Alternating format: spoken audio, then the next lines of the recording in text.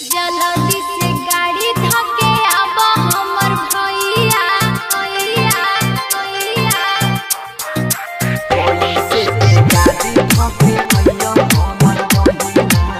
music by DJ Lal mix by DJ Vinod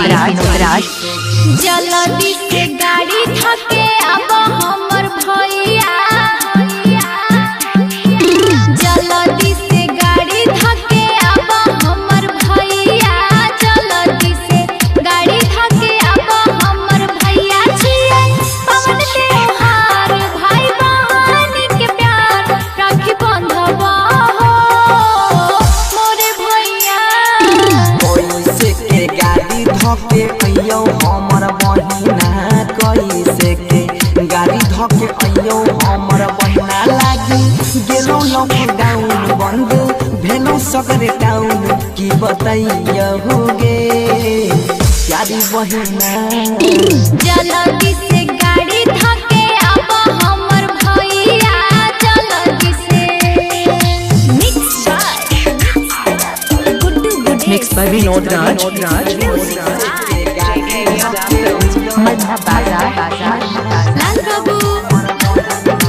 राजा जल्दी से गाड़ी धके आबा हमर भैया जल्दी से छोटा ही में भैया छोरी के गेला हो कमबल परदेस हो जब तक नई भत मनवा में रहतई लागल हमर कलेस हो बात के पूछे बहिन दुलारी उठा ले कोरोना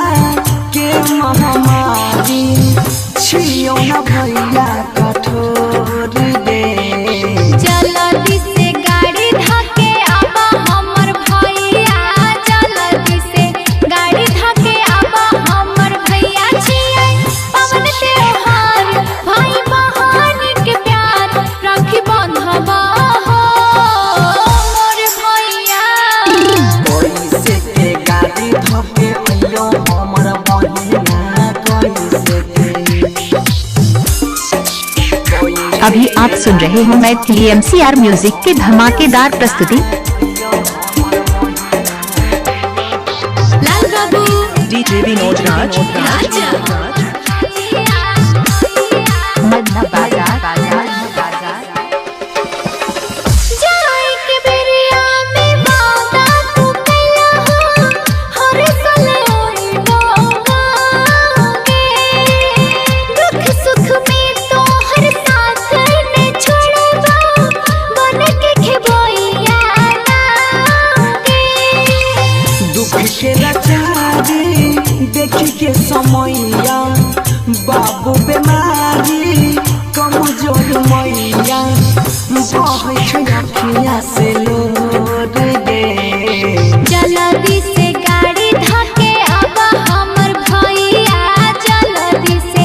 गाड़ी धके आबा हमर भैया छिए पवन त्योहार भाई बहन के प्यार राखी बंधवा हो मोर भैया कैसे के गाड़ी धके अइयो हमर बहिना कैसे के जय मां कत्यानी रिकॉर्डिंग स्टूडियो मानसी एक कन्या JK Yadav Films